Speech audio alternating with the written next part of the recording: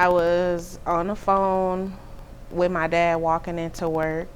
I talk to him every morning before I come to work. It was around like 5:40, 5:45, and I was just walking up along the sidewalk. In the way that it is, you got to make like a little slight right angle, and then you'll straighten out as you get to that corner. And it was a portable security guard shack there at first, off to the left, closer to the fence. And I was telling my dad, I was like, hey, it's somebody laying on the ground and there's two people standing there. So I walked up on it and I see him as they was turning him over. He was gurgling and red and foaming at the mouth. And I was like, I'll call you back. So I threw my phone down, threw my backpack down, and I got on my knees and I was asking him, can he tell me his name as they was turning him over. He couldn't talk. So I looked at his badge and I seen, of course, it said his name. And I asked him to squeeze my hand, and he squeezed it very, very lightly, and he let it go.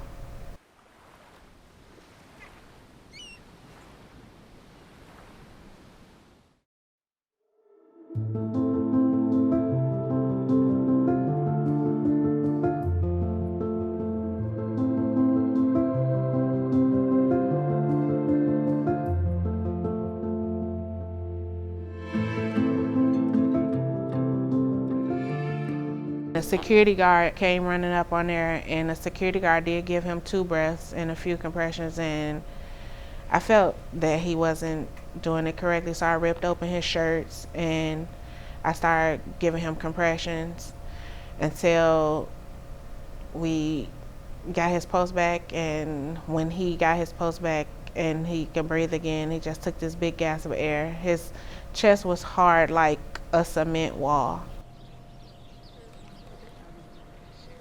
While we was there, it was a lot of people walk past that I couldn't walk past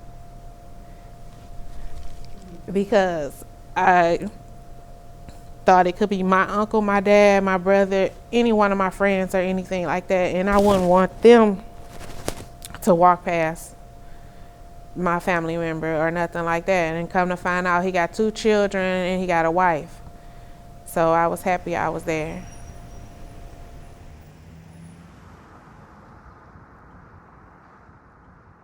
I'm a 3rd generation laborer here. The man here in the middle, that's my grandfather there, Willis Stuckey, Sr.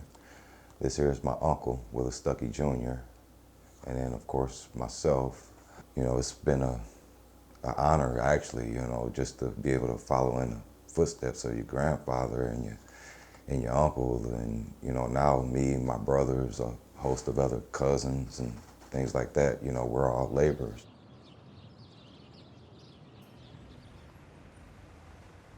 It means a lot to our family, because helped him provide for him, helped him provide for, my cousins, and like I said, boils back to me, being able to provide for my family. So, it's a blessing.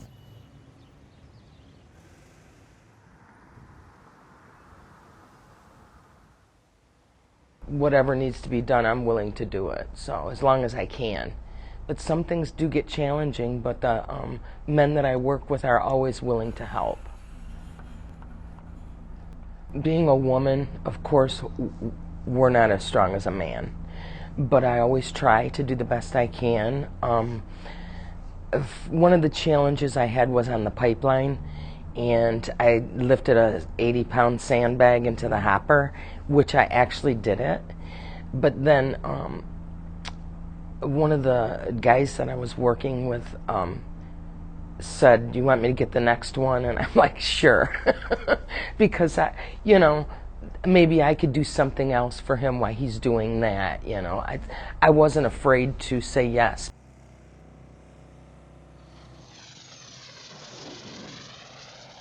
The biggest thing is learning. I think that you can learn a million different things from everyone here. Each person has something to give here, and you're going to learn. You could learn the same thing multiple ways as well. I'd have to think of one of the laborers I used to work with, hand by hand. Me and him, we used to work together quite often, and he taught me a lot. He taught me how to work a little bit harder than I thought I could. And his name's Jay. He's currently a foreman here now. And seeing him be a foreman kind of says to me, hey, you know, I could be a foreman someday too. If he did it and the things he taught me and seeing how hard he worked, you know, that it's possible.